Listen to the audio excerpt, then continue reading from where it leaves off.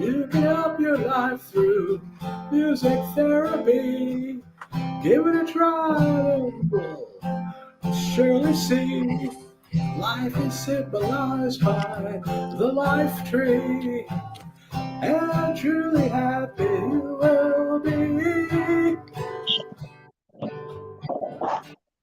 I was in pain and now I'm free. Helping part by music therapy.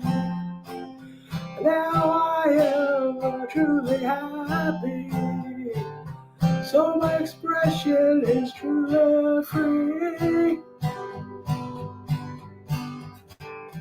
Music therapy, happy you will be. Music therapy, of pain I'm now free. Music therapy, happy you will be. Music therapy, in pain I am now free. Listen closely and listen to me. Your life is better with music therapy. It works, trust me, you will see. Your life is better with music therapy.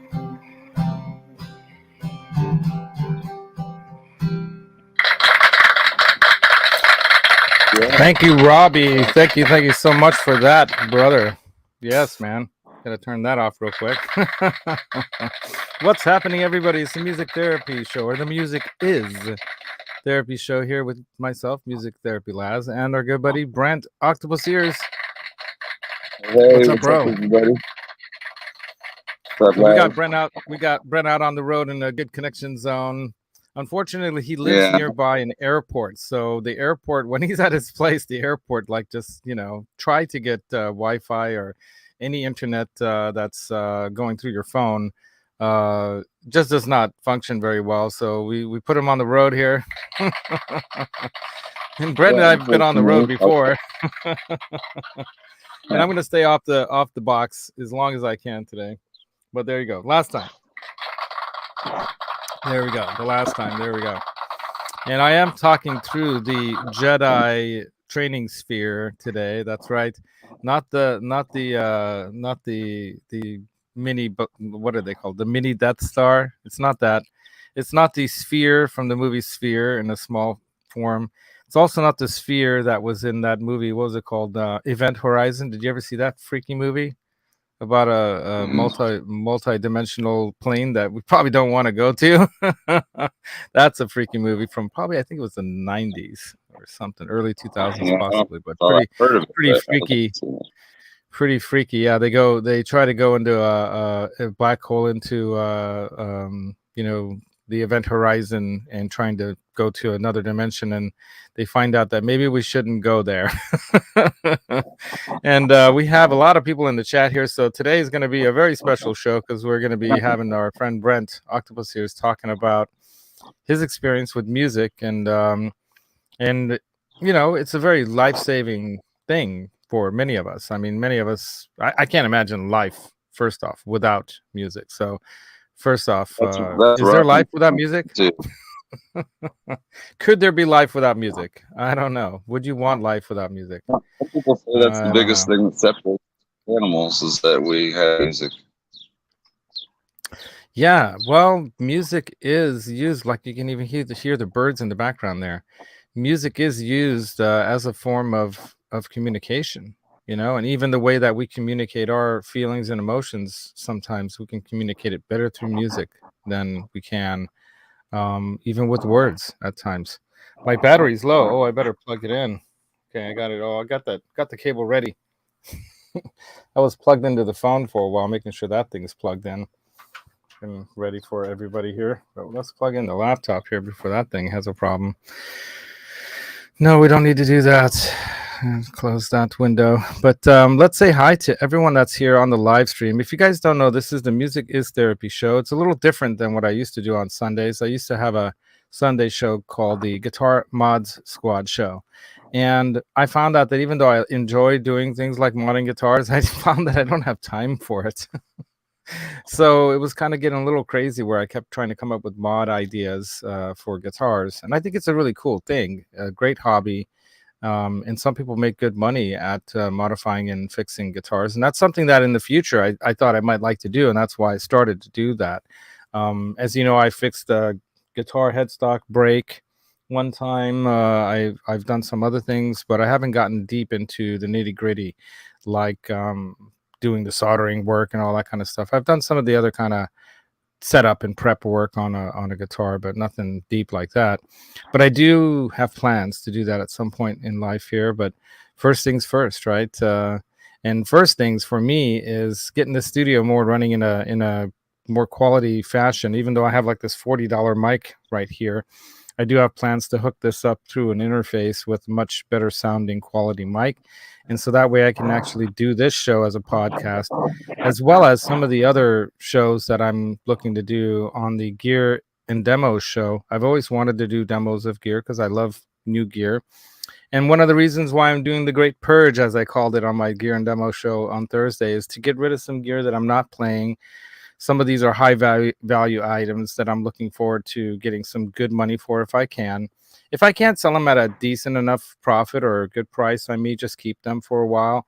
But I do want to let quite a few of these things go, and especially some of my pedals. So I've got a slew of LPD pedals and some other really nice pedals too. You guys have seen them. If you like guitar effects pedals and stuff like that, let me know what you saw in some of those bags of pedals that I have, and hit me up with an email and let me know if you want to buy something, and I'll give you guys a decent price on those too.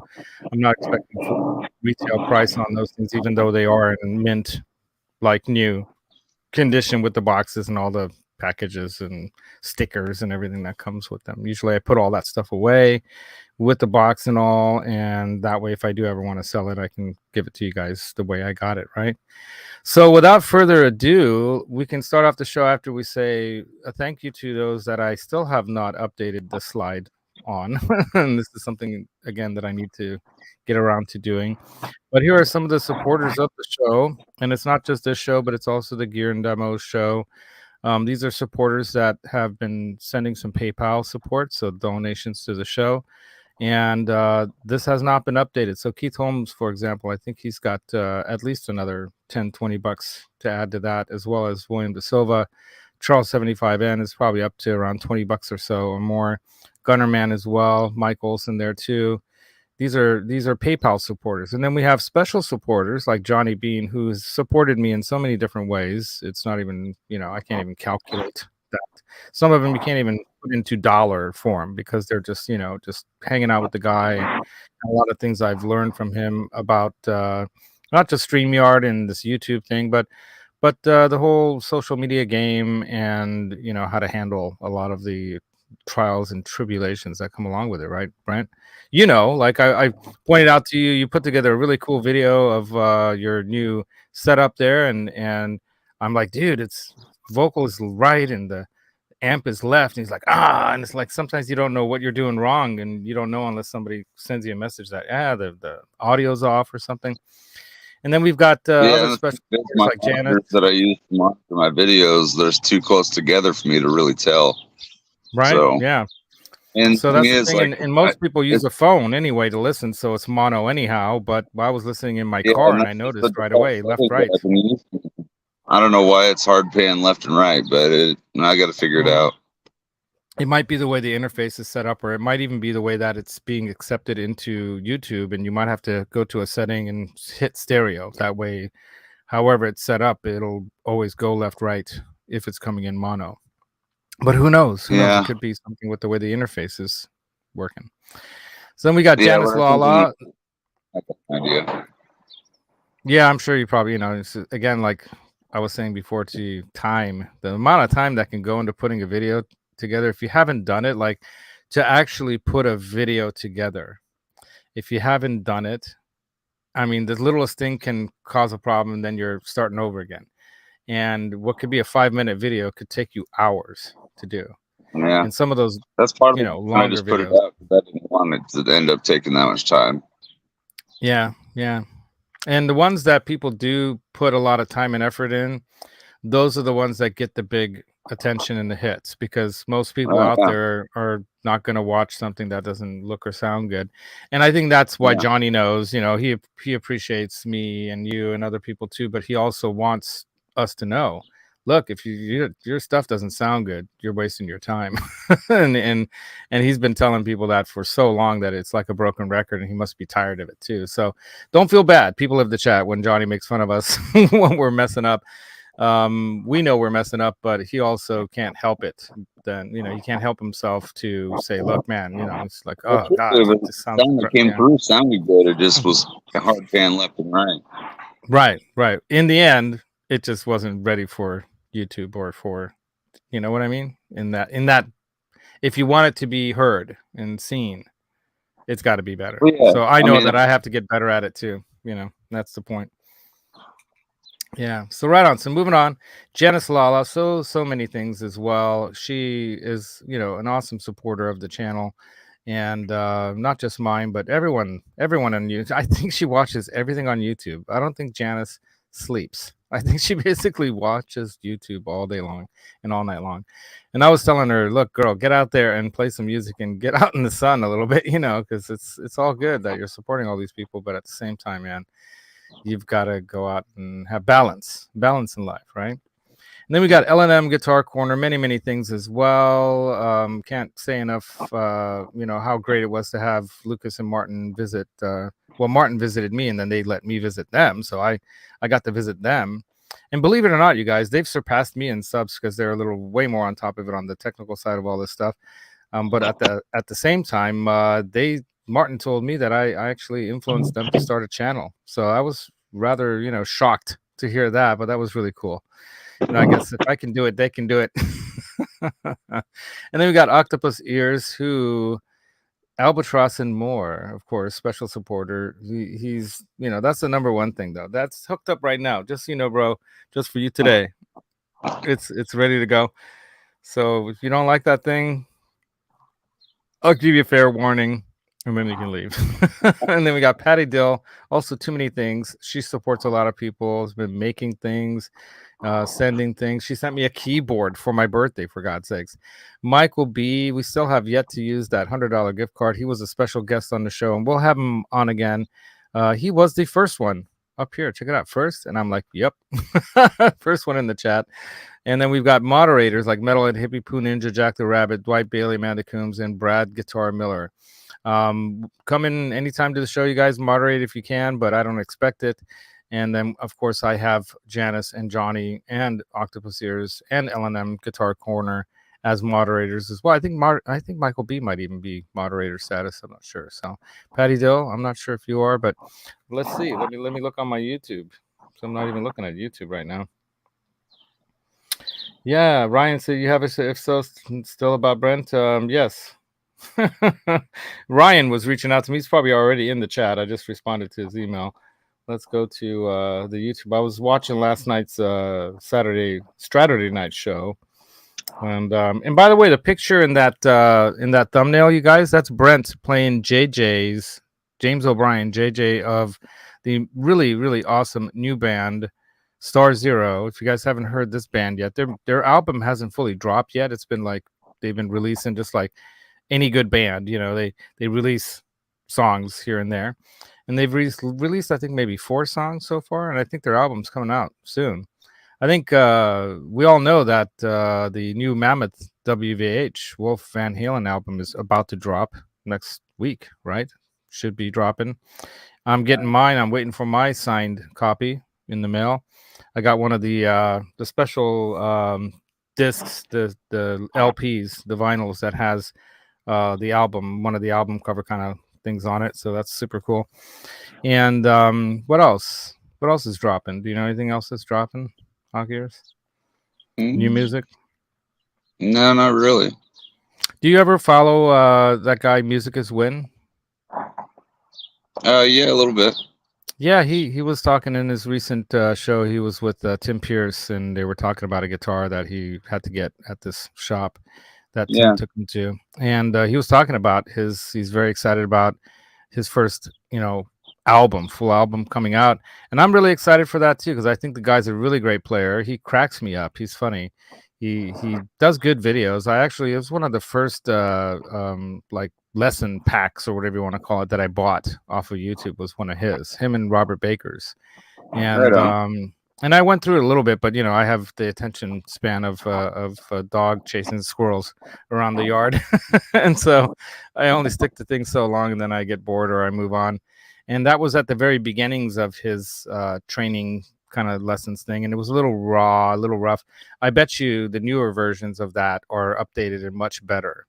And I wonder if I even reached out to him and says, "Hey, can I get an upgrade to the newer one? I previously purchased one of yours," and he probably would do that, But the bottom line is, a lot of those lessons out there that are great.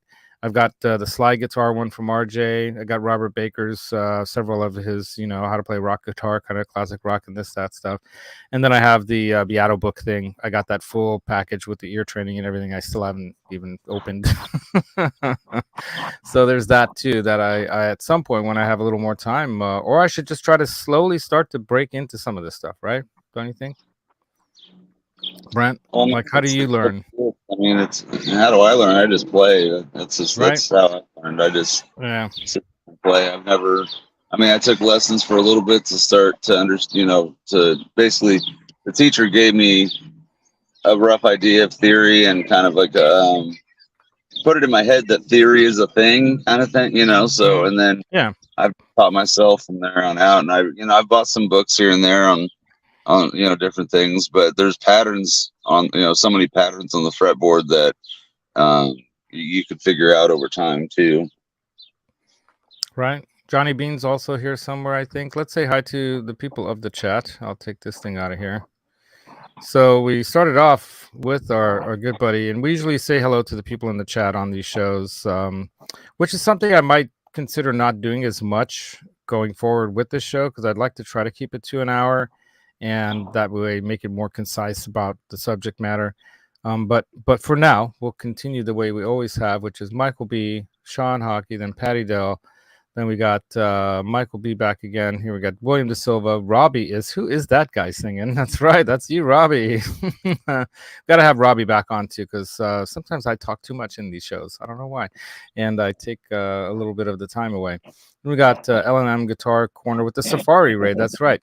Symmetry said no to the V. So it's open season on the V, you guys, right there. So I'm going to be putting that thing up for sale, and I'll probably put it up on the Sweetwater Marketplace and the Bay Area and LA Craigslist Marketplace for now, on Craigslist and also on whatchamacallit, on Facebook Marketplace, because whatever I get for that, if it's a decent amount, I'm not going to go for cheap. I'm going to go for what it should get right now in the market. So the Sweetwater deal is that you can trade, some of that for gear without having to pay a percentage. So I'm going to go that route. And then if it doesn't sell for about a couple weeks or more, then I'll probably put it up on Reverb and eBay even. Then we got William De Silva. We got Charles, and we got Ryan. We got Lucas of the L&M Guitar Corner side. So L&M Guitar Corner is typically Martin, and then there's Lucas of L&M Guitar Corner. Black Jack Guitar also here. He sent me a real nice message, say, don't go crazy and selling all your gear for cheap. I appreciate all those messages that you guys sent. It's not a fire sale, you guys, don't worry. I just came to the realization that I don't need all this stuff. And even though I really like it, I could do better things with the money. And I think that now is a good time. Even though the market's softening, it's not that soft yet, and if it does soften even more, it would be good to sell now, don't you think? So that's my thought. Or I just keep it. Keep it all. Then we got Charles in from the Safari show, the Guitar Safari show with Seth. What's up, Seth? I hope you're out there too. And then who else do we have here that's new that we haven't said hi to in the chat? I think Guitar Man. Did we say hi to Guitar Man 45? He's here as well. Bo sent me a message. I can't put a complete compiled list together. It would take a lot of time. So I'm trying to find a way to get this stuff together for people and put it out there. So it'll be out there. But you know how to hit me up if you saw any of the stuff from the show or any of the pedals that you recall, or just hit me up. Ask me, do I have that pedal? And I'll say yes or no, if you're looking for something. Unbelievable is also in the chat. We don't say the effing word here because this is a special Guitar is Therapy show, so we try to keep it clean. And then we got Johnny Bean also saying, hey, everybody with a guitar. And then who else is here? I think we got everybody. Nino K saying hello from Napa. Hey, I think I know who that guy is. What's up, Nino? It's a friend of mine. Roadie's Jam Cave is also here, and I think that's usually Hobo Roadie's here somewhere too. And then of course we all know there's a particular guy who pops in at the end. We won't say his name until the end. He's also probably here watching. And then we got Rock Daddy from Arizona also here. And Dane is probably having breakfast with his girlfriend or something like that. But Dane, if you know, I know that you don't like to buy high, so you're not going to buy any of my guitars. You want to buy low. And Johnny's idea of selling on consignment through Dane's show or Dane's store makes no sense. It's a bigger market here in the Bay Area. I could take it on consignment to Danville Music. That would probably be a great place, to take things to on consignment, as well as Real Guitars would be another great place to take things to on consignment, but I don't see the point of that. And then we got R2, R3 locking nut as well. And I think that's pretty much it, right? We said hi to Rock Daddy already, right? I think so. So I think that's everybody in the chat that I can see, and nobody new, right? And if you are new to the show, okay, we got James G saying hi to LNM. Dan Gorman, also, what's up to all? What's up, Dan? And I think that, I think we said hi to Sean Hockey, and we mentioned that Tyler Larson video earlier. So, yeah, right on. So I think we can hit, Keith H. In with the win. Keith H. What's up? Good morning, everybody. All right, so the topic of today's show, I can't say that music has saved my life, and I don't know if Brent is saying that either, but I can't imagine music not in my life, and if I didn't have music in my life, I probably want to die. So, we can go on to Brent and he can talk to us about his experience. And if you want me to highlight you or not, it's up to you. I can go like this, so it's like you in it, or we can just be side to side and just having a conversation. Kind of like the conversation thing. Some people say, you should be like this. Whatever you want to do. Is that good? With the Frankenvan in the background? The wannabe Frankenvan. Anyway, so let's keep it like this because I kind of like this, even though we're kind of small. We're there. And let me first start off with asking you, if you don't mind, when did you first discover music beyond just being a listener, listening on the radio or something? When did you discover music in a way that spoke to you and made you say, you know what, I want to do that? When was that? Do you remember? Super young age, really young age, actually. Because I was, my parents were a little bit of partiers and stuff like that, in a certain way. They were responsible partiers. Wasn't like all the time, but they had friends that would throw huge parties and they'd live music and stuff like that. And even when I was like 4 and 5 years old, I'd be dancing with the girls and just trying to have a good time. And just music was always something that was a part of my life, and that so there was always music. There was music, partying, good times, happy times. Music was the best. Yeah, totally. Did you have other friends amongst the parents that brought their kids with them? Did you make friends with them? Did you guys pretend to play music and pretend to be Kiss or? What was the band that you were like, I want to be like that or that guy, or that guy's so cool, I want to be like that? Was there anyone like that? When you were I never really thought about it that way, like I wanted to be like them, but the closest thing was probably Metallica, really. I was a big Metallica fan. You're getting back into that heavy sound now too, aren't you? Yeah, a little bit. Yeah. Yeah. Yeah, because when we met, you were very blues, man. It's all about the blues.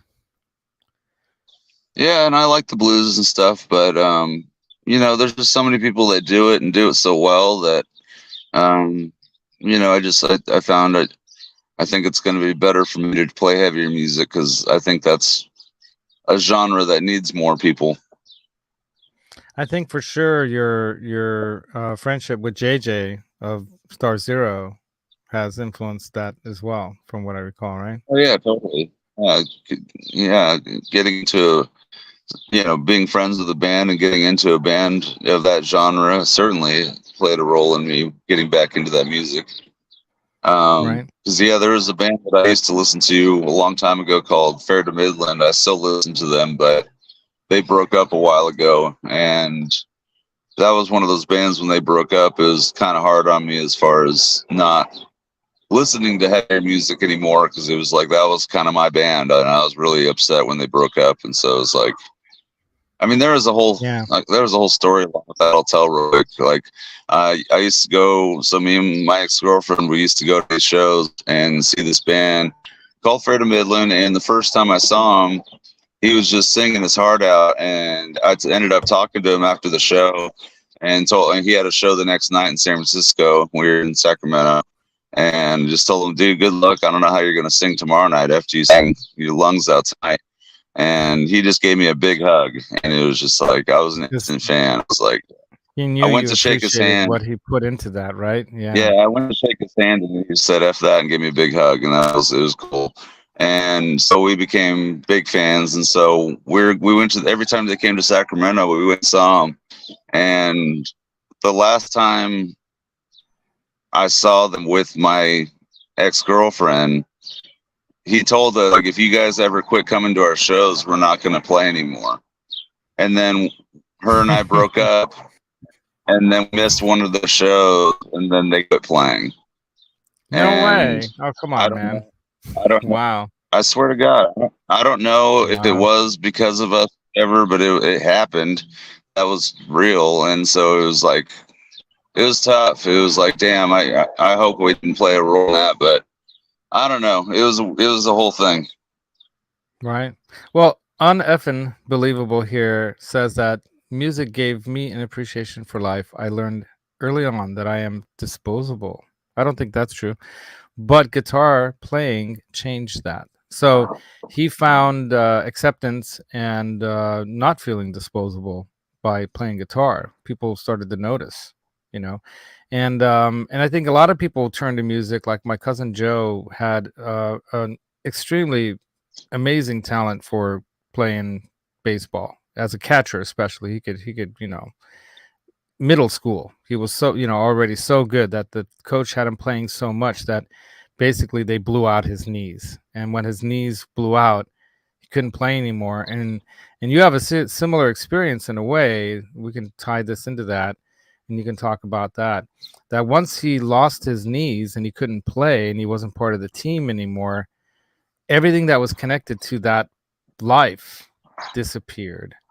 I think he kept one friend that stuck around, and that one friend also played guitar, and that's why he stuck around, because they had that in common as well. And then Joseph was a short guy. He wasn't a tall guy. He was a good-looking kid and all, he had that going for him too. But you can imagine, I'm sure you can not just imagine, you can get rather depressed when all of a sudden the thing that makes you popular and that everyone loves you for is gone, and now nobody loves you anymore, and everyone also is gone. Not just is your talent now gone, you can't use it.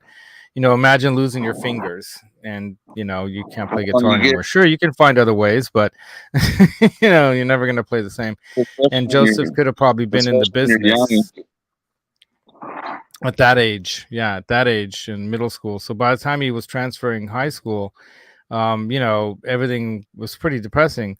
And I remember saying, hey, come over to, this is when I had the studio. I'm like, hey, come over to my music studio and let me teach you some music. And at least that way you can get some girls and stuff like that with music. Cause you can, like on Effin' Believable found out. You will. Yeah. And there's the internal as well, of course, revelations that were internal. Absolutely. But you will at least have something that people go, oh, that's special, And it's nice to have that because unfortunately, the way human beings are, we do react to when someone does something that we can't do, and we look up to and go, wow, that guy can do something I can't do. And they are attracted to that. So it gave him something else, you know, to make friends around and connect with people through. That's the other connection thing. But I wanted to lead into your experience with that story, just to give an idea of how music can give you, you know, a sense of belonging and talent, showing others some talent and connection, and give you a place of, like I was saying in the description, a place of respite or solace or peace when it seems like everything else is falling apart. So how about if you want to go into that we've talked about on, you know, face to face before, and you go as deep as you want. I'm not going to, you know, push, but you go as deep as you want to as to what happened in your life that was very traumatic, and that music then definitely helped a lot. Well, I see music, like I said, has been a part, you know, of my life for a long time, and I see music as more of a constant than I do anything else. You know, music is just always something to lean on whenever, you know, if you, or even if you're just bored, let alone depressed or anything else, just either put on some music or play some music or whatever. It always makes things better. But the real thing for me, what made music continue to connect with me throughout my life, was that it always felt like there was a song for everything. You know, it always, like, you know, when you fall in love, all those love songs make sense, and then you break up and all those breakup songs make sense, and then, you know, there's the whole thing, like, you know, people have kind of, it makes you feel like you're not alone, because people, you know, have been through what you've been through to some extent, you know, maybe not specifically, but you know, they felt the same way in a lot of ways. So yeah, music has always made me feel like I wasn't alone, you know. So do you want to talk anything about specifically the accident that you had and what happened after that? Yeah, I mean, If you it's want hard to. You to, don't have to. it's hard. I don't mind talking about it, but it's hard to tie into music because it was so much more than just, um, it's hard to say that music was the only thing that had, you know, it was to overcome what I overcame. It took everything. It wasn't just I music. bet. It took Yeah. everything. But yeah, Well, I the mean, reason the I quick bring that story. up is because, like, music as a form of therapy is something that people either go out and get through, like, medical doctors in the system, or they self, you know, they do self therapy by playing the guitar more. It's somewhere they can turn to pick up that guitar and get the feelings out, you know. But yeah, go ahead, and if you don't mind, I mean. No, I don't mind telling a quick story about it. What, you know, basically I went through. So, you know, I hate bringing her up, but I can't really tell the story without her. But that ex-girlfriend I mentioned, after we broke up, I really started pushing myself really hard when it came to my career and things like that. I was a chef, and I was just really pushing myself to get to the next level and trying to, you know, become somebody so we could, you know, that was the thought of trying to get her back, kind of thing. And I almost did. But what, pushing myself through all that, and then I was just I didn't have the balance of life down yet, so I was just pushing myself way too hard, and I ended up actually, see, this is why it's like, it's kind of a weird story, because I ended up going to a concert, and I didn't eat enough food that day or drink enough water that day, so I became extremely malnourished, and I almost couldn't make it out of the concert. It was like a really, Wow. you know, huge festival concert. And then a couple days later, after that, I had a brain aneurysm that, you know, could have killed me. And I went from having so much, as far as, like, you know, I had a ton of friends, and I was living with them, and we were, you know, having fun all the time, partying and working hard, and, like I said, going to concerts and doing, you know, living life, having fun, and you know, it all went away, just blink of an eye, you know. And and music was that constant for me. That was how I even communicated with them after me and my friends were no longer friends, really. I was, posting songs and stuff like that to kind of let some people know how I was doing. And like you were saying earlier, it could be a form of communication, and that's part of the ways how I was using it, because when you have a brain injury, it's so strange because you can't even really trust what your instincts are anymore. You got to really question everything. It causes you to question everything. I was lucky to have my dad.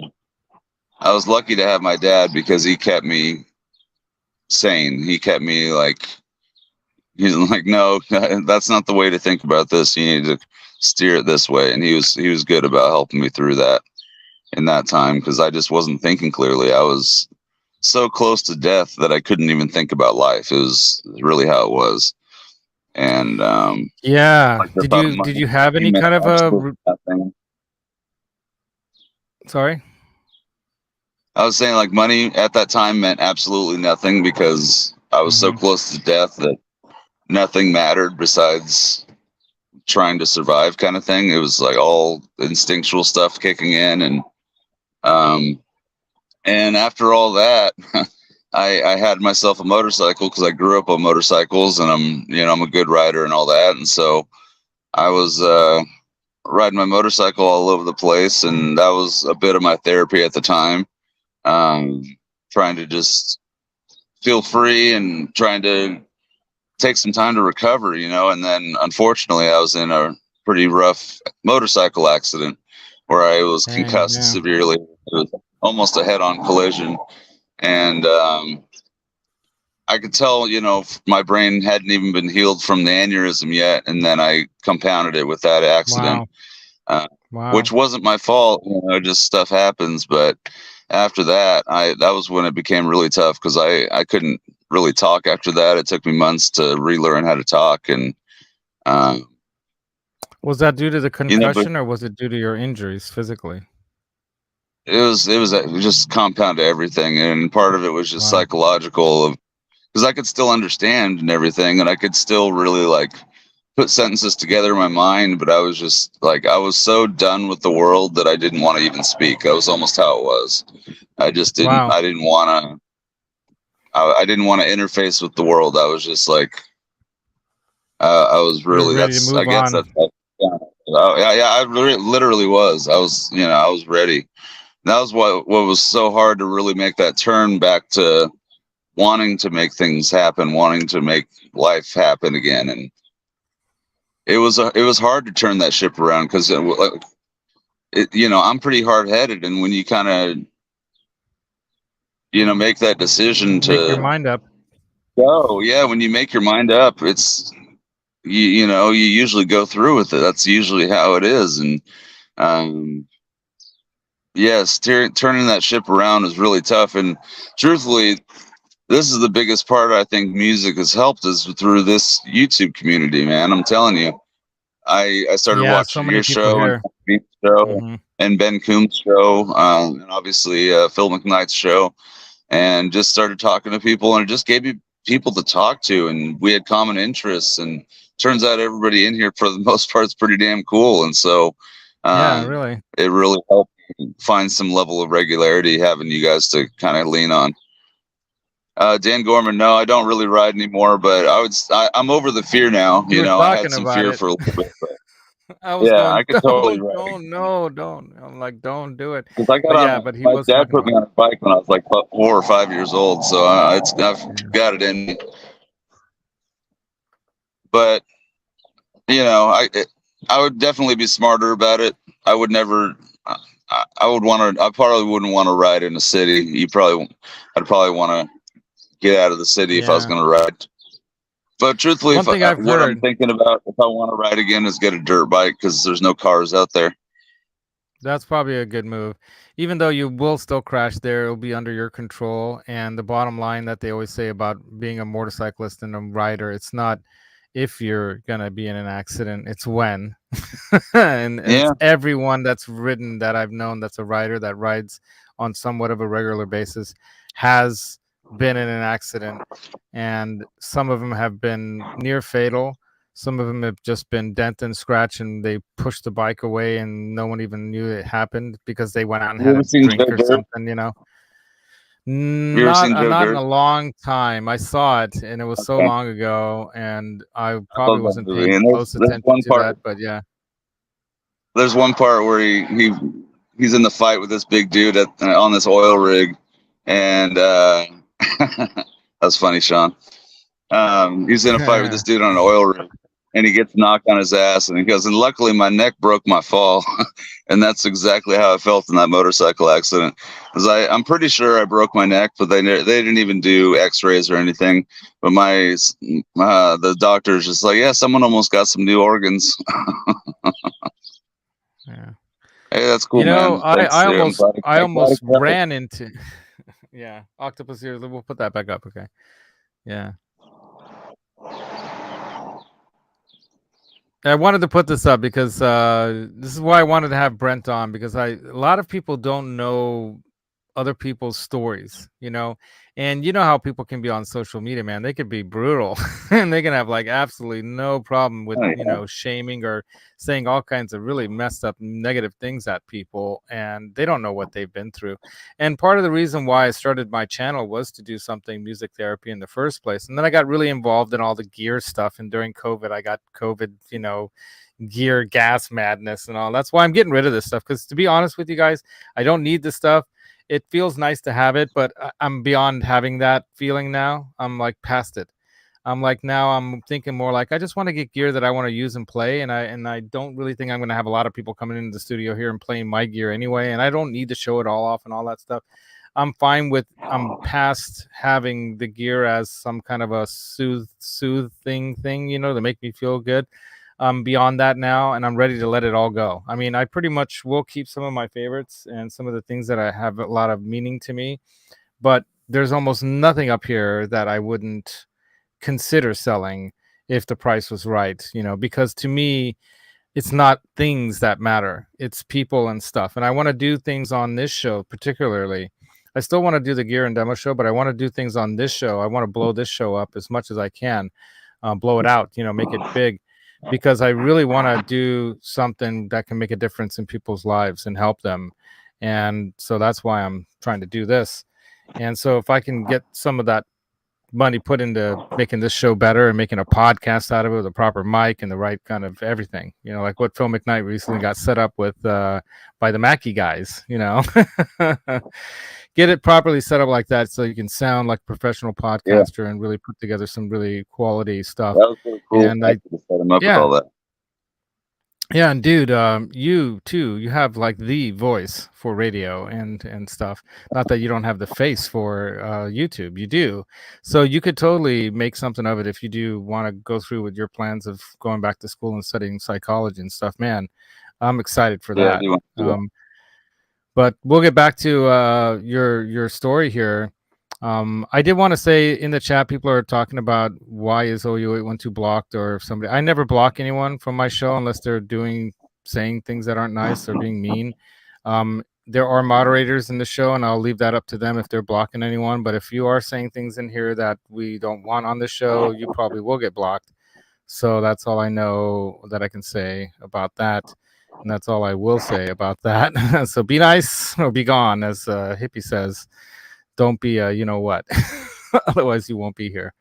The other shows are more for loose laughter, crazy, fun, stupid rock and roll kind of stuff. This show is not. So try to keep it cool, and you can hang out with us here.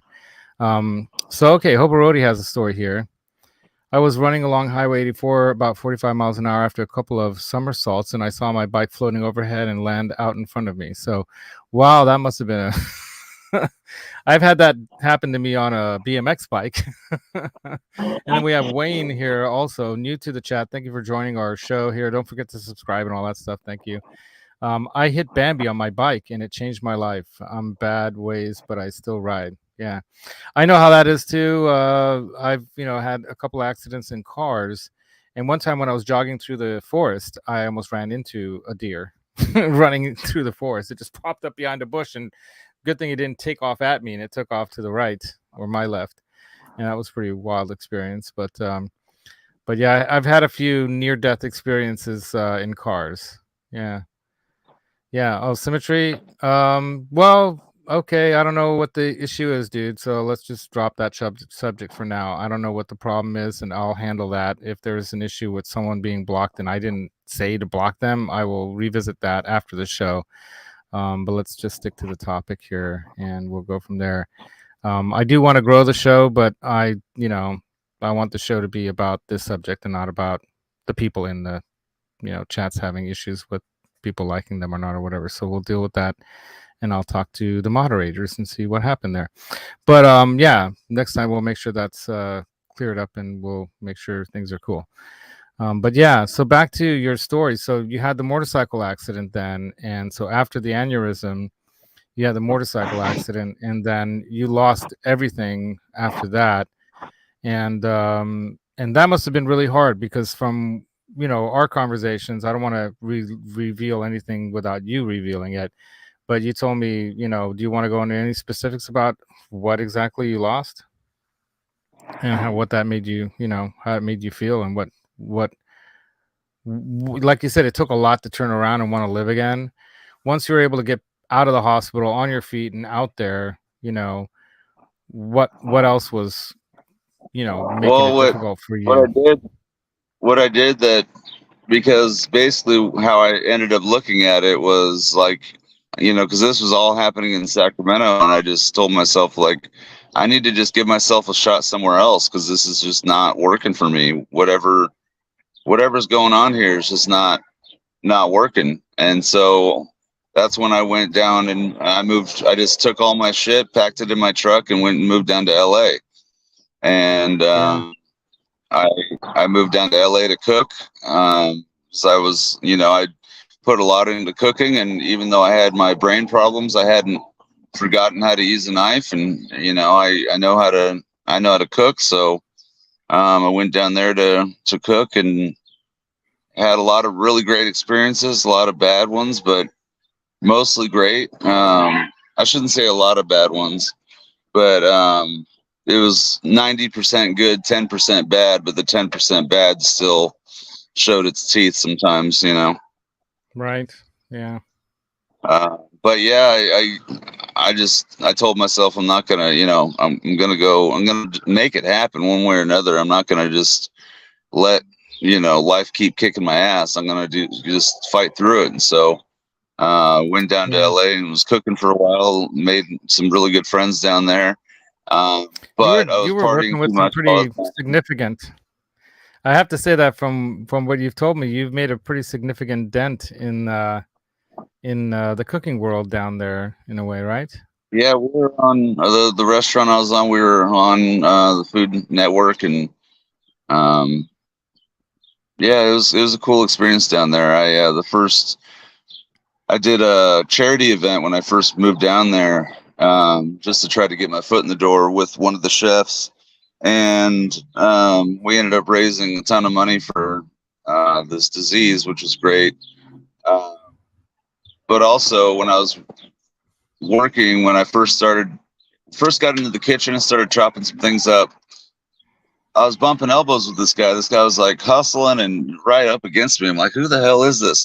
And my coworker starts freaking out, and she's like, oh my God, that's the Iron Chef Morimoto. And I look over. Oh, no way. You were doing sushi with Morimoto, dude? I used to watch that, the original show. Damn. Dang, so, dude. Yeah, that guy was one of the original Iron Chefs. Damn. Yeah, I mean, and basically we had two dishes basically brought the most attention, and it was our dish, which was basically a slow cooked short rib with black garlic sauce and broccolini. All right, you gotta make that. You gotta come over and make that. Yeah, totally.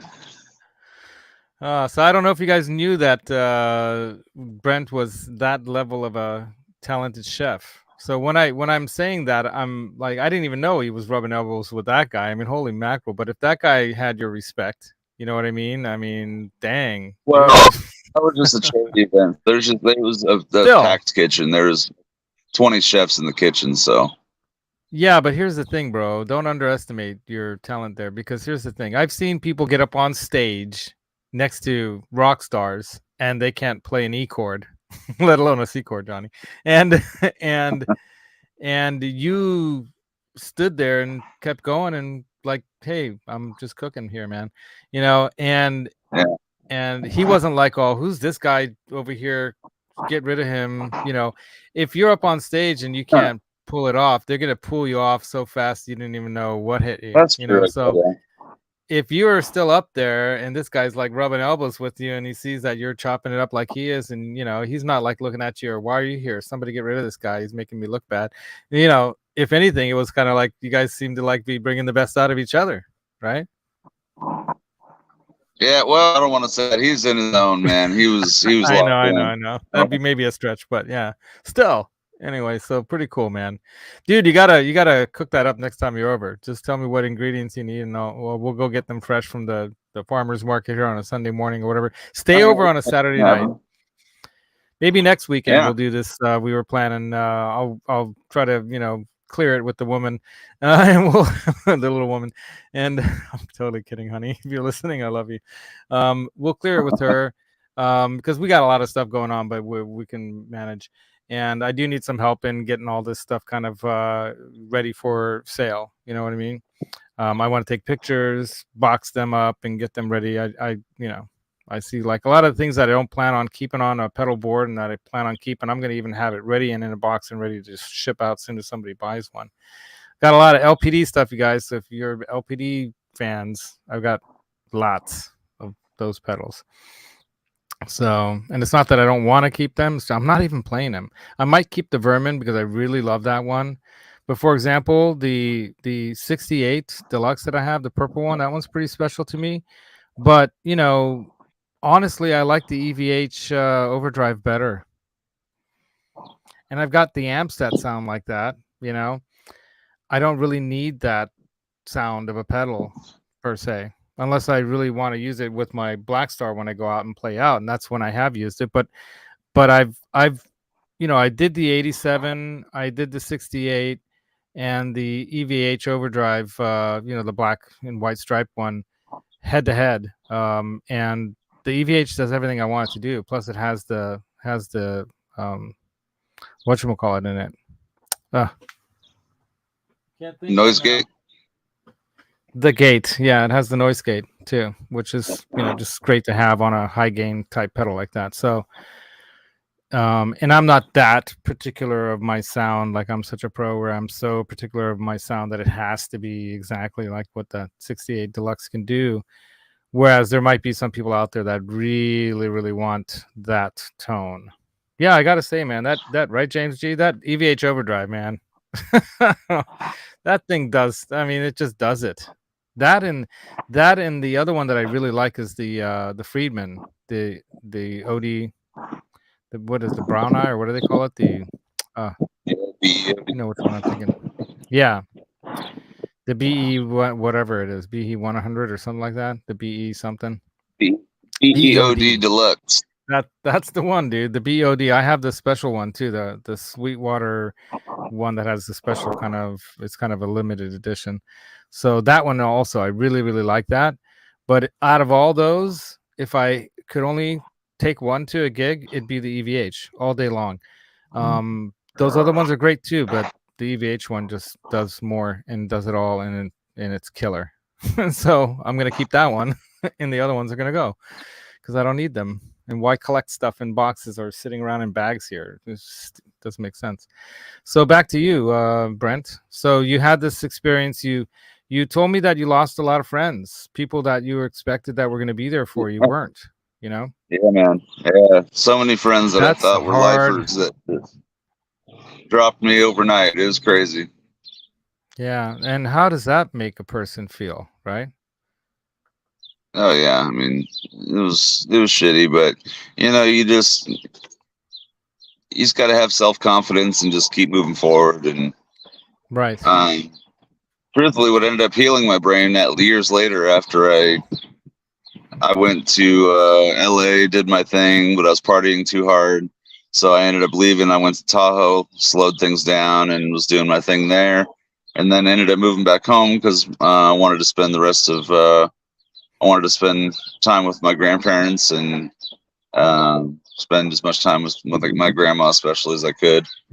And when I was back here, I went to San Francisco and got myself a bag of mushrooms and took about 2 grams of mushrooms. And oh my God, did it make such a difference. It healed my brain. I could just literally feel it was like a brain massage. I could just feel it. It felt so good. And afterward, I was way better than I was after, as far as just clear-headed, thinking clearer than I had in years. And it was a very transformative experience. It was awesome. It was, not a very large dose. 2 grams is considered a, fairly small dose. I was hoping you were going to bring up that subject. Yeah, people that have brain injuries, man, I can't recommend it highly enough. It's just, it's a miracle. It really was for me. Well, I'll tell you one way that it works, and just so you understand like what's going on in the brain, is one of the things we learned about the brain that we didn't know about decades ago that we now know is that how plastic it is. And you hear that a lot nowadays, the plasticity of the brain. And what they mean by that is that we used to think that certain sections of the brain do certain things, and that's it. But what we found out is that the brain and the way neurons can reconnect, and different parts of the brain can take up other parts of the work that the brain does. Just like that guy who has that spike through his head, and he could still function. Did you hear that railroad spike headed guy? Oh, yeah. That's a story that everyone probably you'll study in psychology if you haven't already heard about that guy. I forget his name suddenly, but it's a story, of how someone had a massive brain injury, but is still able to function. And the interesting thing is that the plasticity of the brain means that it can mold it. It can remold itself. It can kind of rewire. And now we're even learning more. So because we used to think, neurons and brain tissue and nerve tissue cannot regrow or be healed. And we're learning that that's not entirely exactly true. There is some truth to it, but there are other things that we're learning about the brain, especially the density of neurons in the fibers of the brain. For example, birds have much smaller brains. So how is it that they're so smart compared to some other animal or something that has bigger brains? Because they're compacted. There's more dense neurons in the same space, so they have a denser brain, for example. So there's something to be said for the brain's capacity to go beyond what we understood before, and what things like mushrooms or other psychedelics can do. Psilocybins, LSD, for example, ayahuasca that I've done before too, and I've done mushrooms too a couple times back in my high school years. And I didn't do a heavy dose either at that time, but I did experience, this awakening kind of a thing. But what it does is it'll light up these parts of your brain that haven't been lit up for a while, and that helps your brain. Just like you realize, I know this flavor now. I've never tasted this flavor before. Now that you've had that flavor, you can recognize that flavor. If you have a limited palate and you haven't tasted a lot of flavors, you're going to be limited to your tasting abilities, and other things are going to taste weird to you or you won't like them. Whereas if you start off with a fairly wide palate, or if you start introducing new flavors to your palate, just like your brain will expand in its ability to recognize those things, just like you will recognize a smell or a taste or whatever. And then when you're able to put some meaning or context to that thing, then you're starting to build on information and data that you can then communicate to others, or you can even come to realize yourself. So it becomes kind of a self-building, how would you call it? Kind of like you're building on yourself kind of communication. So you're communicating with your own self. So we have these conversations with ourselves, our mind, all the time. I don't know if you experience that, but I do. and if you start to become aware and recognize, different parts of your mind, your ego, your super ego, all those things, right? You start to recognize those different parts of you. and your psyche, and then the world and its expression onto you and its influence on you, and that helps you become a more aware person. So when you do psilocybins or you do something like that, especially at a time like when you've gone through some traumatic experience and you're going through some depression and anxiety and other things that you can't, PTSD is another form of that, where you keep reliving the past in the loop and it doesn't let you move on and live for today or tomorrow because your past is ruling you like an iron fist, you know. Sometimes the way to break free of that is when you experience something that opens up something new to you out there in the world that's fascinating and exciting and wow, you know, it's fantastical. And then next thing you know, you're like, okay, I can let go of that past pain because it's all this beautiful future up ahead here or right now.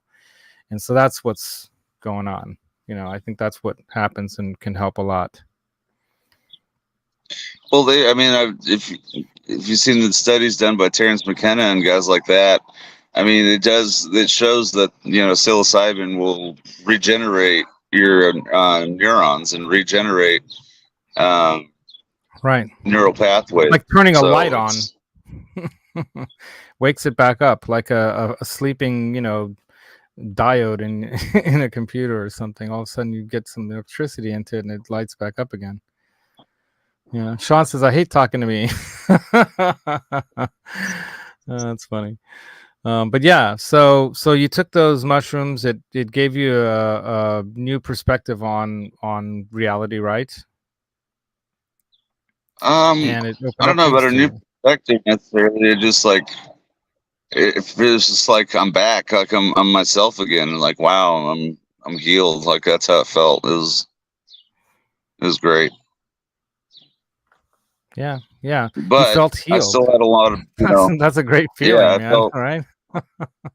Yeah, but you know, I still had a long way to go though. But that was like, that was just my brain finally coming back around, healing from those injuries. You know, whether or not that ever fully healed or not, but it was certainly a hell of a lot better than where I was at. So, right. Well, in the sense that you had at that moment that feeling, which is a big important thing, that I'm healed or I can be healed or okay, I can get through this door. I see a way through this, right? Yeah. That's a big step because awareness and having faith or a belief or whatever you want to call it, you know, some confidence, as you put it, that I can get past this now and I want to live now and there's a reason to live now, you know, whereas not long before that you were going through a lot of feelings and thoughts and whatnot where like, why, you know, right?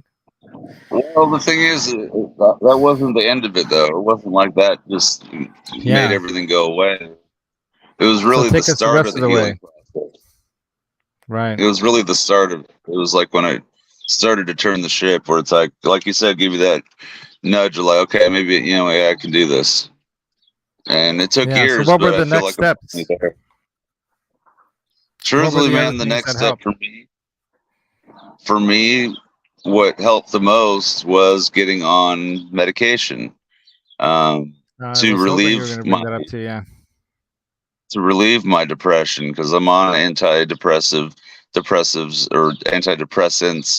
and I was always against them as far as not wanting to use them, not wanting to, you know, to just tackle life head on. But once I really felt what it's like to have, you know, all your depression lifted off you, that heavy blanket, you really don't want to go back.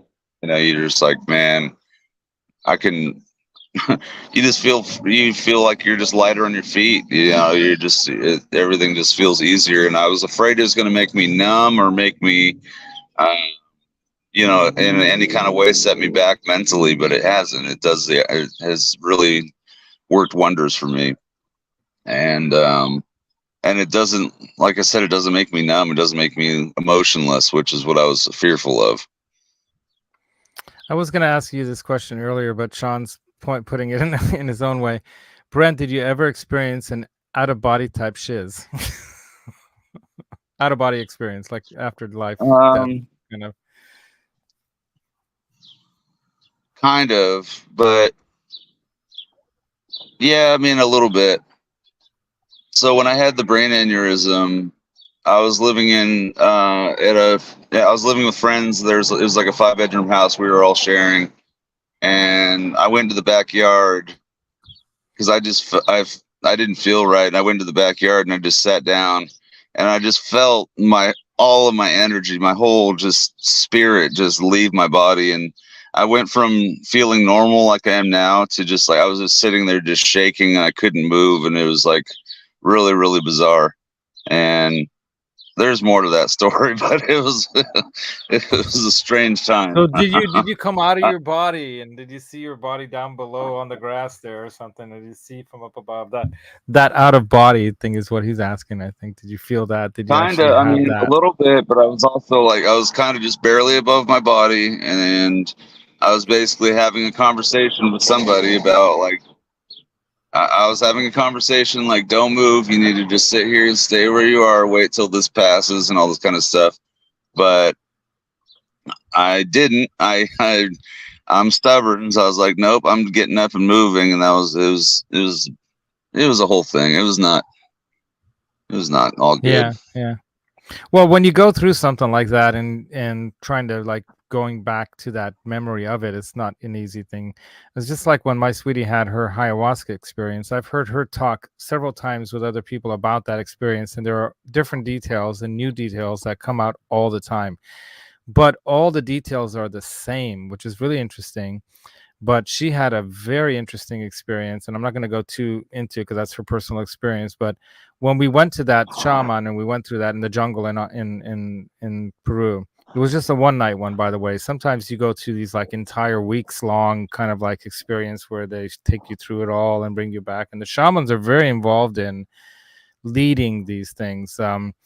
I've heard some experts in the field of psychology and a lot of this, how to be a better person kind of stuff. There's one guy in particular, his name's Gabor Mate, that I've been listening to. He's a Hungarian who, as a baby, basically was handed over to somebody else to be taken care of because the Nazis were coming, into Hungary, and they were going to kill all the Jews. And they did kill a lot of people and did a lot of hateful, hurtful things. And so he was taken away from his mom at 6 weeks of age, and he's able to tell this story of this through his mom's experience because she wrote this in like a kind of letters to him that she gave to him later that he got to read.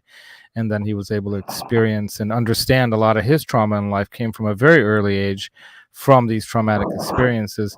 But he's talked about, his experience with mushrooms and psilocybins and how that helped him as well. But he went to a shaman retreat, and he already written books, and he'd already been, he'd been a medical doctor practicing for over a decade or more, and then a counselor, and then he started writing books, and then he realized how still he's not healed, so you don't get healed or you're not over it right away, like you were saying.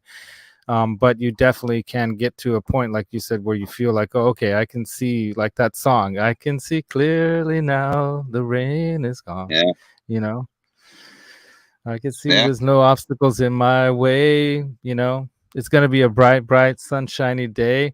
I bet you that guy did some acid before he wrote that song, because back in the 60s, a lot of when these songs and stuff were being written, and a lot of people were experiencing a level of freedom inside first and in their minds before they were starting to express it out into the world during the civil rights and other freedom protests and all these very anti-establishment, let's say, a lot of anti-establishment movements were occurring because people realized that, hey, a lot of these things are not helping us. They're keeping us down. These things are these established governments and laws and rules and all this stuff is supposed to be helping us.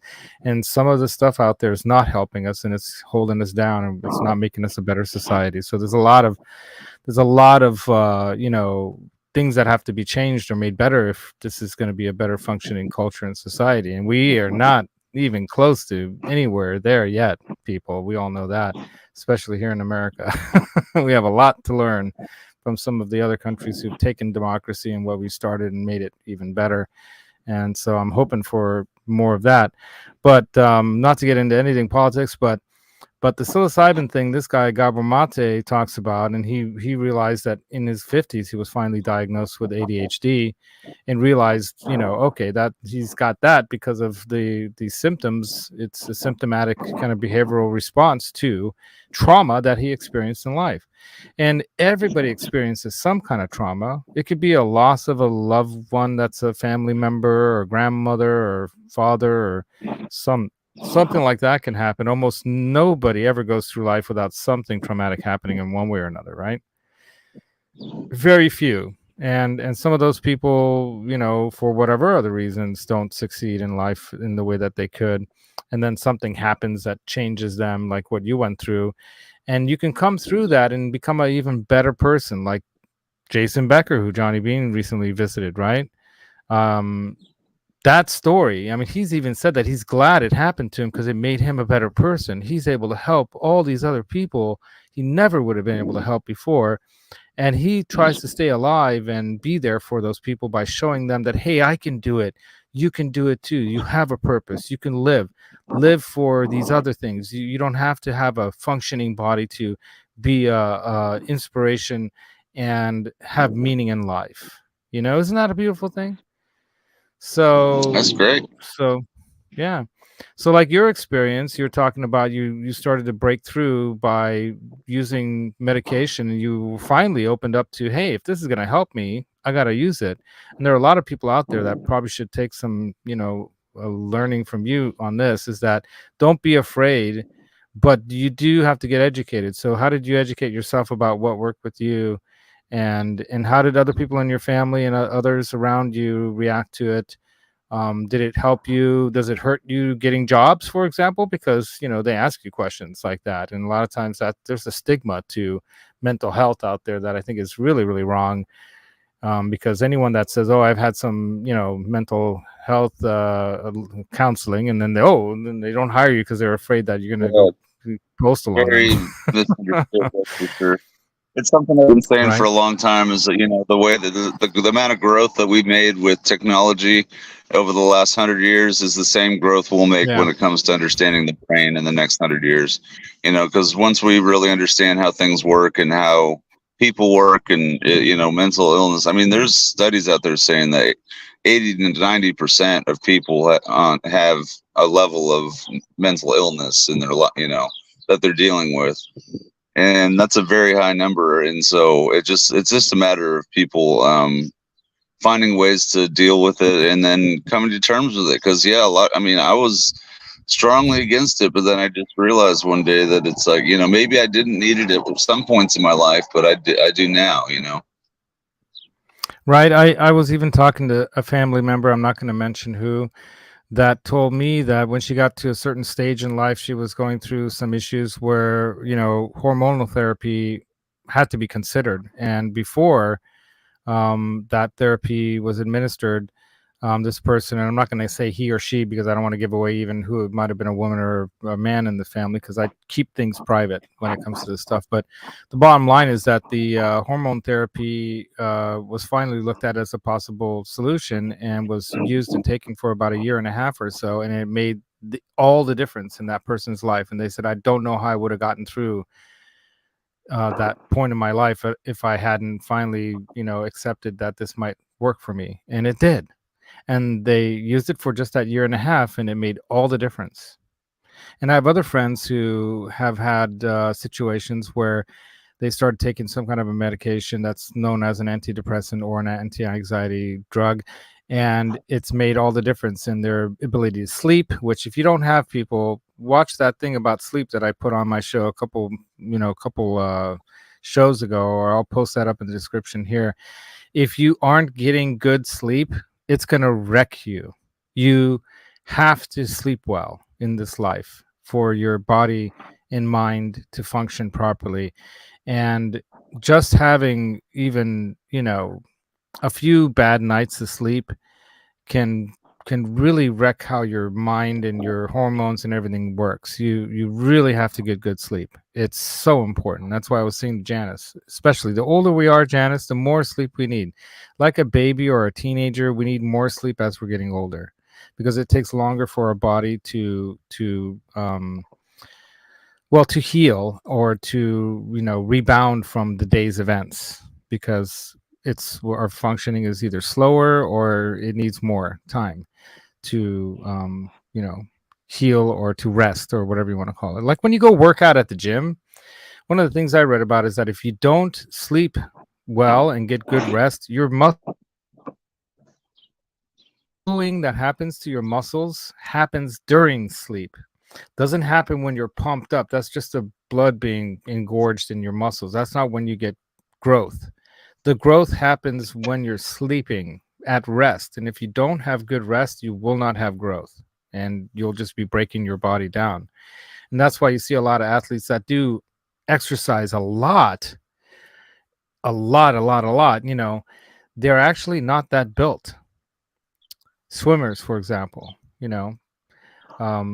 marathon athletes will spend hours running in a day, and they're not buff, because they're expending so much energy and they're burning so many, muscle fibers in their exercise during the day, unless they're actually doing exercises that build muscle. It's an interesting thing, though. Sleep without sleep, man. You gotta have it. It just doesn't work without it. It's just a scientific fact. Yeah. So Robbie's saying he's happy about something here. What are you happy about, Robbie?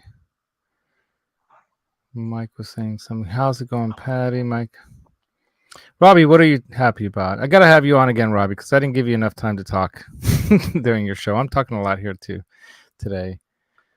So again, go back to you. So you were using medication that helped, and what was it? Or do you mind talking about it, or you want to just keep that to yourself, or do you want to say to people what it was? The main medication I'm using is Zoloft. That's the main one I'm using. Mm-hmm. And that's very common and it's safe. From what I understand, it's fairly safe. Yeah. Oh, Sunday Sounds. Yeah, all right, I recommend it if, especially if you're feeling overwhelmed. That's really it helps with that big time. If you're just overwhelmed with life, take a small dose of that. I'm not a doctor, but seriously consider it. Talk to your doctor and then get some good advice. Right. The other thing I want to bring up is that while you were on medication and you're, obviously you're still taking some medications, do you know, and are you, also involved in other forms of therapy, like with a counselor and stuff? Because from what I've studied, one or the other will not work as good as both. Yeah, I mean, I've done less of that lately because I just, living my life has been my therapy, just having, a good amount of free time to myself, playing guitar and just, going and visiting friends, whether it be at Skip's Music or whatever, and just, that's been great. And that's been my therapy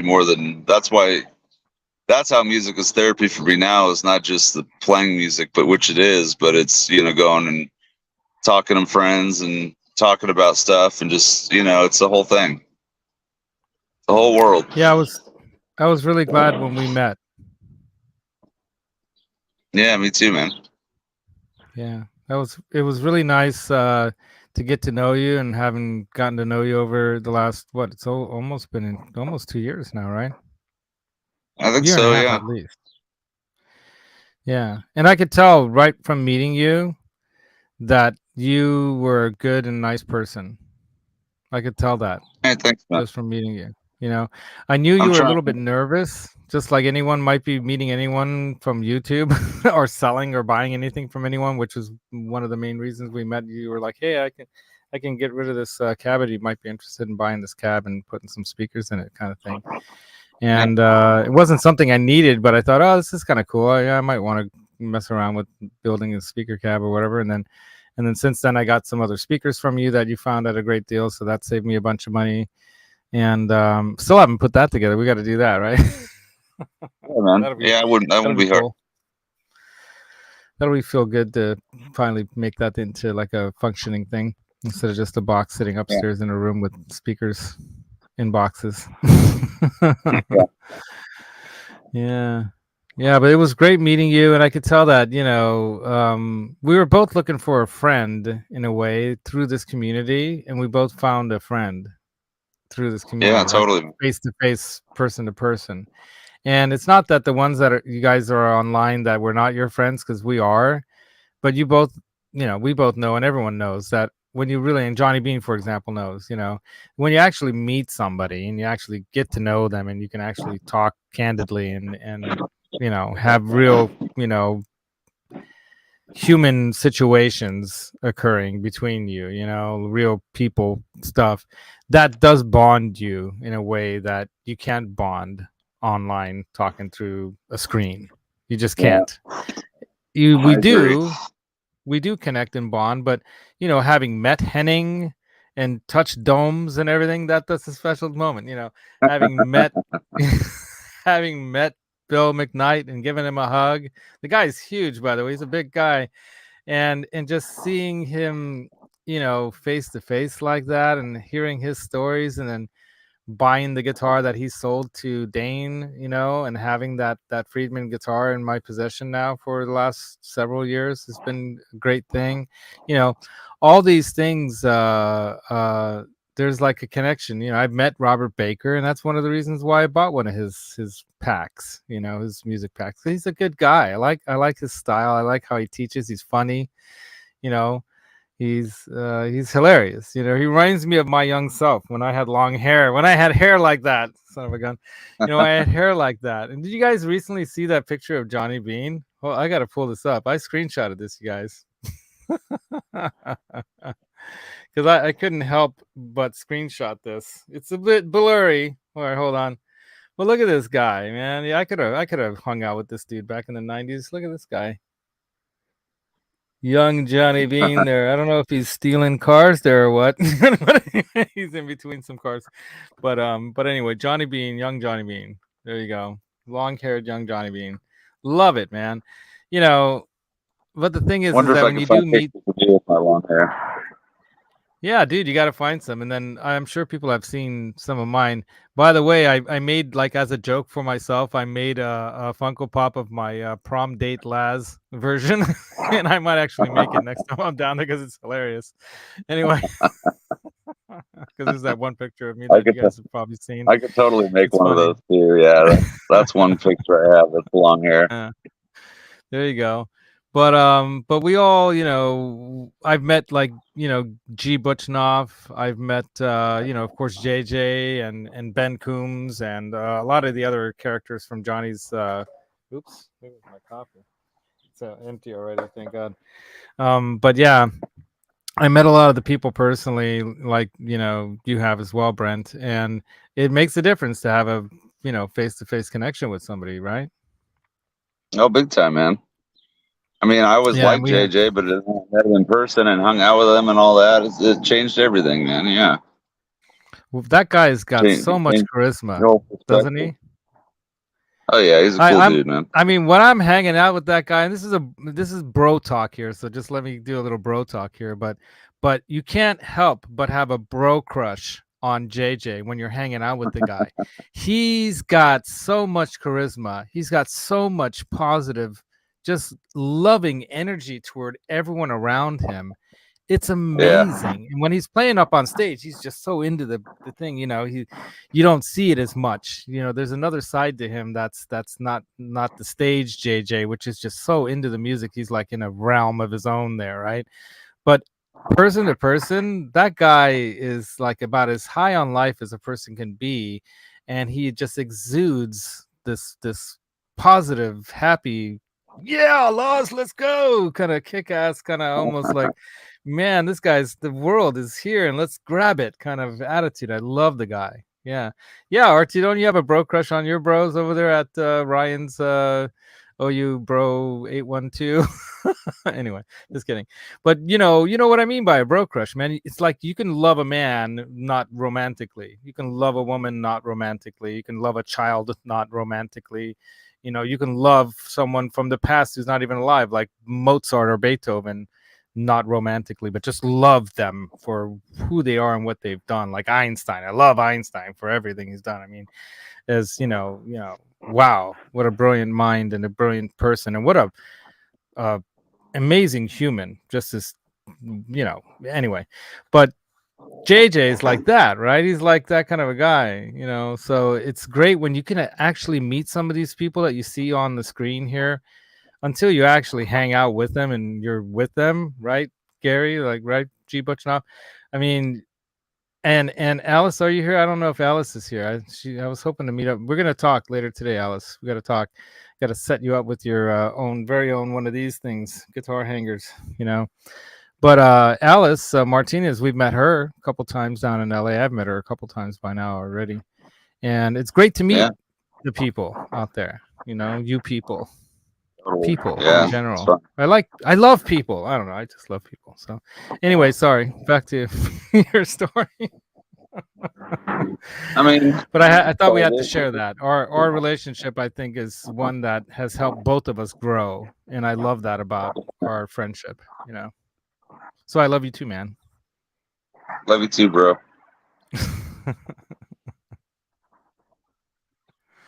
I mean, Pete's about to start here in about 4 minutes. Oh, okay, so we should end soon then. So, well, we could do part 2 of you on here again because there's more to tell, right? I mean, I don't know, maybe. I told a lot of that. Probably didn't tell all of it, but there's a totally good amount, though. Yeah, I think so. So maybe next time we can get a little bit further past the pain and or like just life altering medication that it's okay to accept in our lives, you guys. We all need to eat food, and it's a form of sustenance. And there's nothing wrong with other forms of sustenance that keep you going, keep your brain and mind going too. We can't all live on bread and water alone, right? And it would be boring as hell if that was the case. But don't go out buying mushrooms now either. Just be careful. There are wise ways of doing these things. If you have questions about that kind of stuff and want to hit me up, I can send you guys some really good information, videos and whatnot. Just leave a comment in the chat. Ask questions in the chat. Don't forget to hit that like button. Of course, it helps me. Go to Brent's starting off his channel. He's been doing it for a little while, throwing up some videos there on occasion, and learning how to use the YouTube stuff and an interface and all that, which I still don't even have hooked up. And we're all trying to put out something interesting and fun in the world, and just I guess express ourselves creatively in some way into the world, and that's what YouTube is about. It's about you. So put something up there, you guys. Don't be scared. And if someone gives you a hard time, who cares? Starting at 11:45, so we got a little time. Oh, we got a little more time. Okay, we can keep talking. All right, so then we'll go a little longer.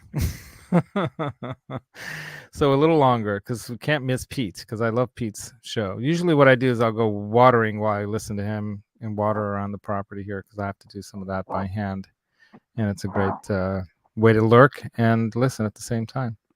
So after you discovered medication and how that helped you, and then probably after everything you went through, I want to ask you this. I'm sure that when you went through that dark period of your life, you probably there were probably some fissures between family and friends created by that, right? Sometimes when we react to the world that way, the world also responds to us in a negative way too. And yeah, I mean, so I was pushing everybody away too. That was part of it. Is I was convinced I was done, so I was pushing everybody away. I didn't want to, that was how it was. So yeah, there definitely were some some cracks between old relationships and things that may not ever heal. I don't know. Yeah, right. Yeah, and it can be difficult sometimes facing an old friend that you might have pushed away and saying, "Hey, bro, I was in a different place then, and I'm sorry, but that wasn't me." And that person's now, you don't have to be afraid that person's gonna break your heart again or something. That's I went through some stuff, and hopefully we can be friends again because I miss you, kind of thing. It's okay to say that to someone, and if they can't handle it, that's okay too, because not everyone can. You know, it's hard to break up with someone. You know, it's hard to lose a friend, and it's pain. And sometimes people don't want to revisit that again. And trust is something that's very, very difficult to rebuild between two humans, right? Yeah.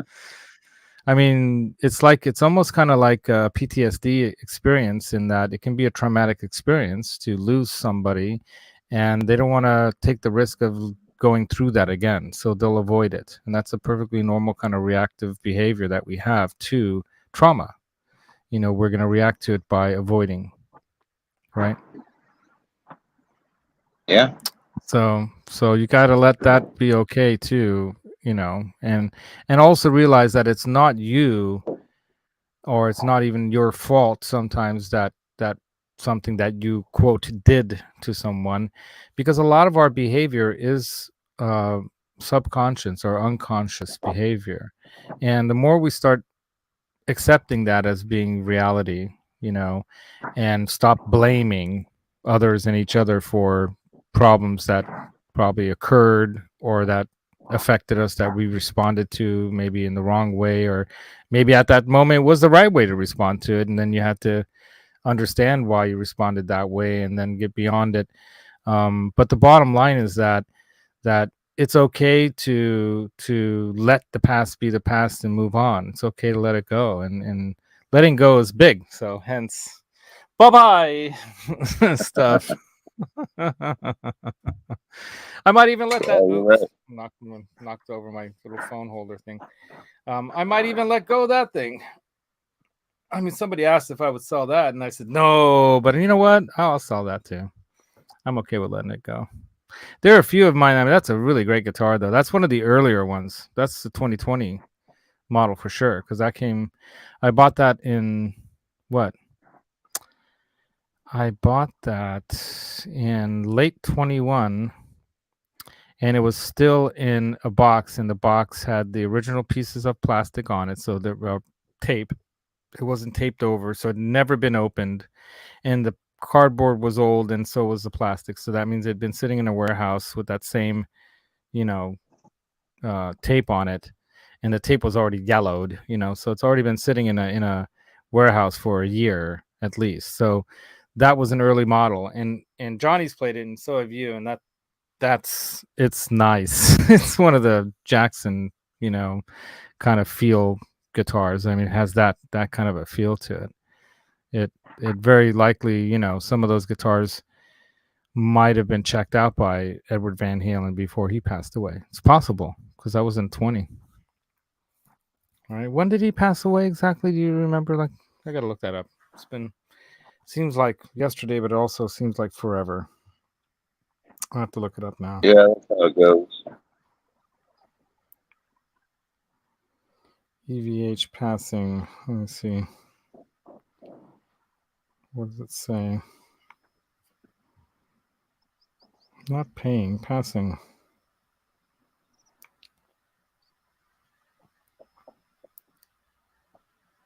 I don't know how many of those he took a look at the factory at the time, but yeah, okay, October 6, 2020.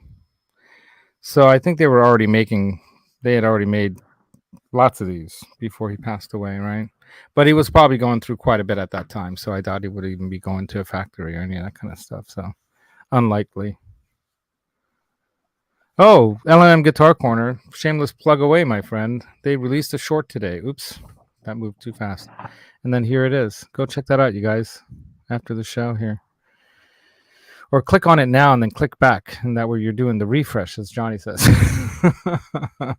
Guitar Man, if you want the Faulkner, hit me up with a decent offer, and I'll respond to you and say if that sounds good or not. But I'm definitely okay with letting that thing go, even though I love it. And I'll do a decent job of cleaning it up and getting it ready. And if you want me to put new strings on it, I will, or I'll just let you do all your own setup to it. But yeah, that thing's a monster of a guitar. It's so fun. I've played it out maybe 2 or 3 times. So it's been out of the studio maybe 3 times at the most. And when I wasn't playing it, it was always either on the stand, on the ultimate support stand that my Meteor is sitting in right now, or it was in the bag, or on the wall, like it is right here in this environmentally controlled room. So, yeah, keep it in the familia. That's the other reason why I wanted to give everyone an opportunity in this community to have first shot at the items in here, because it gives me an opportunity to buy it back from you in the future if I really want to, right? If I ever really miss it, I'll be like, okay, man, have you had enough of it? You want to sell it back? Anyway, so I've been lucky once or twice that way before with guitars too. So back to you, because we have maybe another 5 minutes and then we'll end. So once you've been, at a much better place, right? Yeah, slowly but surely, your one day at a time. Musical journey is underway. Now you're actually talking about going back to school. Yeah, that's definitely the next big step. I want to go back to school and get my degree, and try to help some other people. Janice wants to be plugged. Plug Janice as well. No silly comments, please. And check out Janice's stuff. I couldn't help making a silly comment there, because that's me. But Janice is the most amazing, awesomest person, and I love her smile. Doesn't she have the best smile, you guys? When she's just like this beam of light, man. Yeah. Check it out. There we go. L&M Guitar Corner knows exactly what to do. Thank you, Martin. You're the man. Sean Hockey just subscribed. You guys, everyone subscribed to L&M Guitar Corner. Those guys are just tearing it up over there in Austria. I can't wait to visit you guys again. I got to bring my wife there. Maybe next year. Maybe next fall or spring or something. I think it's going to be fall. Maybe next year we'll come out and visit Europe, because this fall we're going to visit the East and the Middle East. We're going southern Europe and the Middle East. We're going to Greece, Egypt, and Jordan, to Petra. So excited about that. It's part of the reason too that I'm letting go of some of this gear, because it'll make that trip a lot easier to afford. Once we added Egypt and Petra onto that, I was like, oh my god, it's getting expensive. But it'll be worth it. Yeah. Cool. Right on. Yeah. So we'll have you on again if you want to talk some more about, specifically the musical journey. But before we end, you want to just tell us a little bit about, like, the musical journey and how that's also opened up like you said, you made new friends through YouTube and stuff here. But tell us a little more about that, and then we'll end it. Well, like, when we first met, you were saying about how I was, playing a lot of blues, and that's what I was doing. And, that was a big hurdle in my life, was getting the confidence to go and play live and getting over that hurdle. Because that once I started playing live and I got comfortable with it, it made playing so much easier. It was weird. Like I didn't get nervous playing anymore. I just don't. It's crazy. So that was a big hurdle. You're into the music then. I can see, like, the later videos of you playing at some of those gigs that you had. If you guys look at his channel, go back a year or two, and you'll see him playing out at some of these gigs, and he's like practically like BB King with his eyes closed, just, and it's so cool. You're so into the music that you don't even notice the people out there, right? Yeah, I mean, it's sometimes I'll make the mistake of looking out in the crowd and realize everybody's staring at me. It's like, oh shit, I need to focus on what I'm doing. Right. It's a little weird having everybody stare at you, but it's fun to play for people though too. And luckily, as a guitar player, you get to hide behind your guitar. So. Yeah, I've had the experience fairly early in life as a child performing, because my grandmother used to always stick us out onto the stage to do all kinds of performance stuff in the Hungarian community here. And I remember one piano recital that I did. I played the Brahms Rhapsody, the Hungarian Rhapsody, the one that goes dun da da dun da da dun dun dun da da da da dun da da da da dun da da da da da da da da. So it's, I think that's actually been on a Bugs Bunny cartoon. Love Bugs Bunny. When he was my sarcasm teacher. He taught me sarcasm. Bugs Bunny. Love that about Bugs Bunny. But I played that at a recital, and I got lost somewhere in the beginning somehow. I don't know what happened. Maybe somebody sneezed in the audience or something, and I stopped.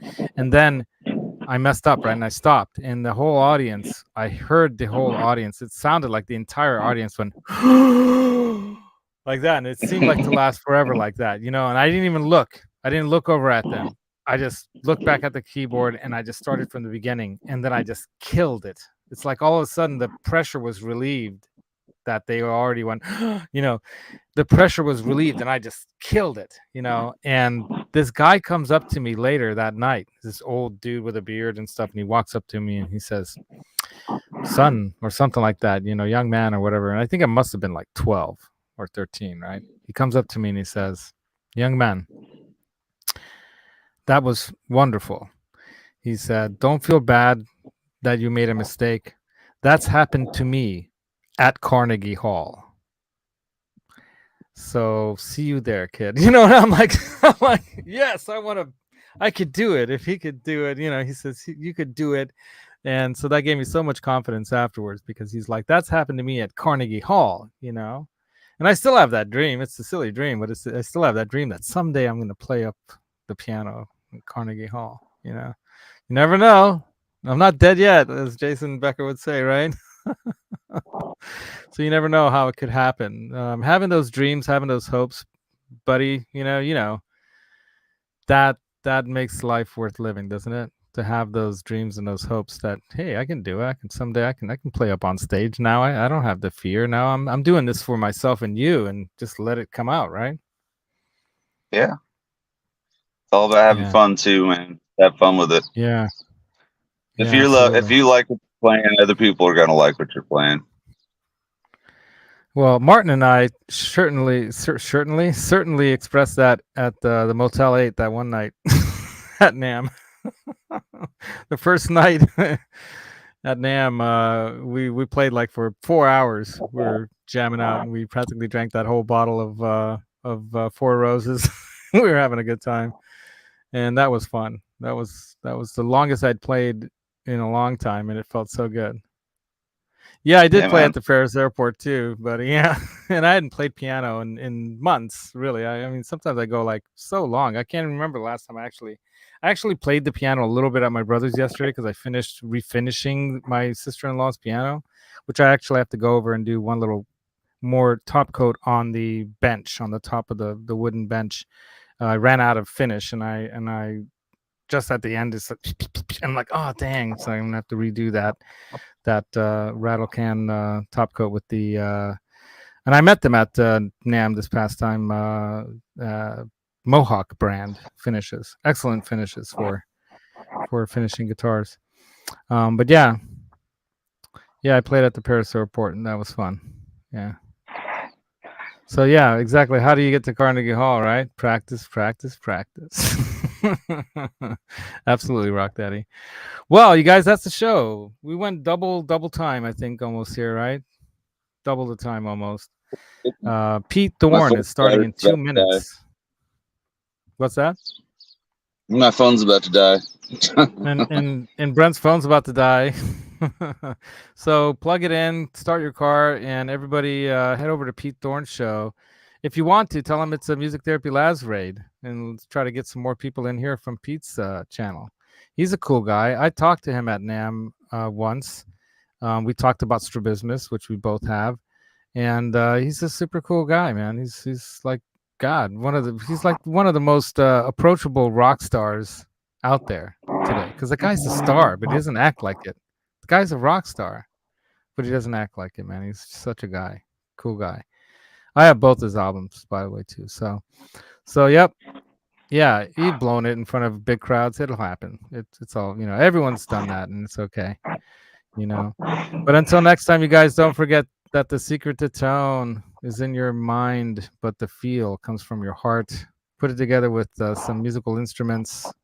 Get together with some of your friends and rock on, you guys. Until next time.